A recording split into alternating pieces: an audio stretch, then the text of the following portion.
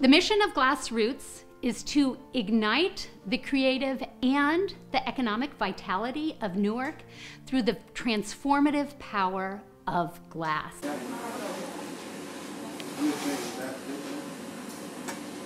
GlassRoots was founded 20 years ago by a woman named Pat Kettenring, who was a business instructor at Rutgers. She'd visited a glass studio out on the West Coast that was based in a high school, with the goal to serve the students who don't traditionally succeed in high school through glass. And she said to herself, we can do that in Newark. She came back, and that's exactly what she did. When the Panasonic team came to us and asked us about creating this commission around a Panasonic product, we had a long discussion, and we discovered that there were natural synergies, that it was a natural fit between us. Panasonic talks about precision and excellence in product design. And those are actual words that we talk about daily through our program. We teach how to create products, how to market them, how to build them, how to iterate, how to create prototypes, how to design. We do that on a daily basis here.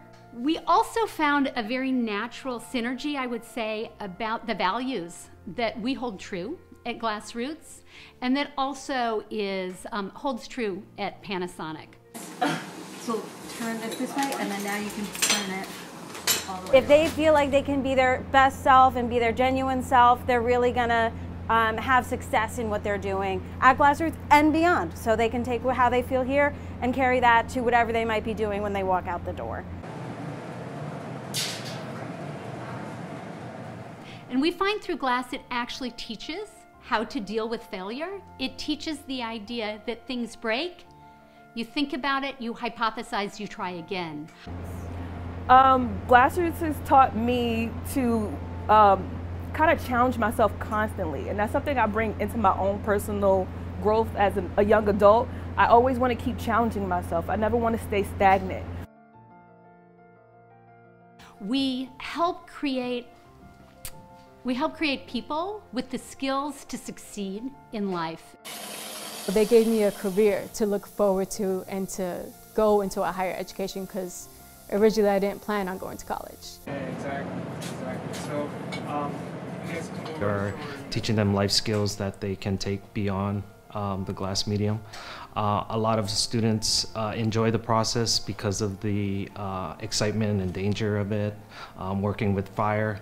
But also they get to work with each other and interact with other peers and instructors. And I think that builds their confidence at the end of the day. So in 2015, when I started GlassRoots, I was not a very confident person. I couldn't even talk to strangers. I couldn't talk to anyone really.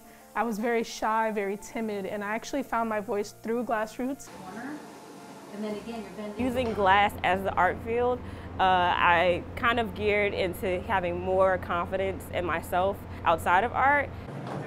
so we can actually use this to grind down the bottom. They come away from here feeling a little bit more sure about what they're doing. They feel confident to approach others and converse with others, which I think in the beginning they're very shy and timid. Fire is dangerous, and fire can be scary. We hand them a pole that they're going to dip into the molten glass, and we say, yes, you can do this.